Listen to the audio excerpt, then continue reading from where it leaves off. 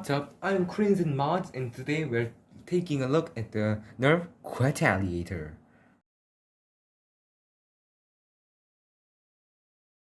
So the Quetaliator, as you can obviously see, is a modified Nerf Retaliator. So let's start with the Quetaliator's name. Why it got the name? So the Quetaliator is a QHX Chinese knockoff Retaliator plus a Nerf Retaliator. These are the attachments from the QHX knockoff Retaliator plus a little stronger spring that I put in here. And you guys got the Retaliator. So let's start with the Quetaliator. Starting up with the barrel. This scope also is kind of broken actually. We'll talk more about it later, but for now let's focus up on the barrel. So the barrel is just your normal end strike barrel lug. It goes on here like any barrel attachment. And also this barrel has a unique piping system over the front here, so just yank out this piece here, and this is the piping system. You can look down the pipe here, but I think that just clear pipe. To reinsert it, you just put it back here, and then you can align these and then push it in. It's friction fit, and then of course this is, as I said, just your normal end strike barrel lug. And of course you got the Retaliator here. I put a little stronger spring. The stock Retaliator spring is a little weak for me.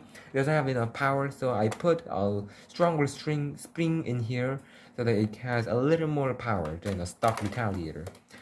And now also you got the stock, which is also another bit that wasn't meant to be, but still I did it. So let's get into the stock. So the stock is attached kind of like a airsoft M4 buffer tube stock, but still it can kind of adjust it. But still I just suggest when you attach it, you put it at the front here, and then this is friction fit and this is kind of like putting on an airsoft M4 buffer tube stock, but still you can see the 4 screw holes in there.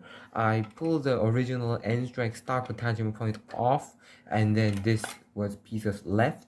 So this hole is friction fit into the buffer tube place here. So you can just kind of just shove it in there. Give it a good slap, so it fits on there.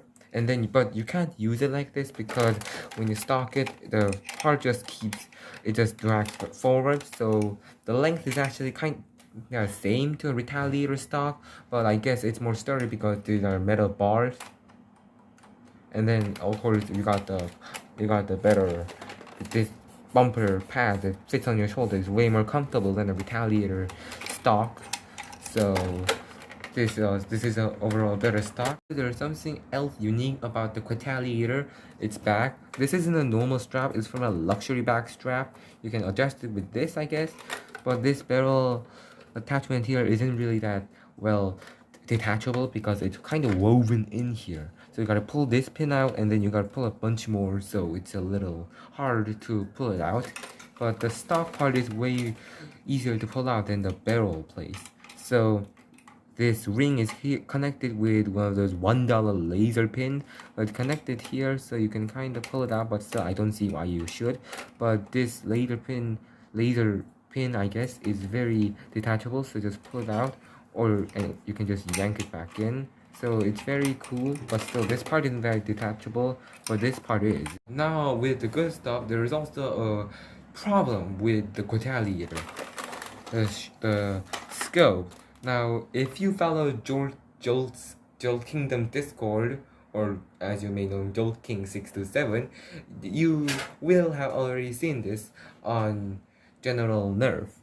But still, this is a broken scope. Now, if you, as I said, seen Jolt's Discord, then you should have seen the original pretty good Quetaliator. But this scope is very broken. It was originally supposed to be like this, and also it could even friction fit onto Picatinny rails. But now it can't because this entire part is broken. So this still is cool, but still I kinda am upset that this broke. Scope is kind of bummer, but still the Quetaliator is pretty cool. So I guess that's kind of it for the Quetaliator. This was Crimson Mod, and I hope you subscribe and stay tuned for the next one.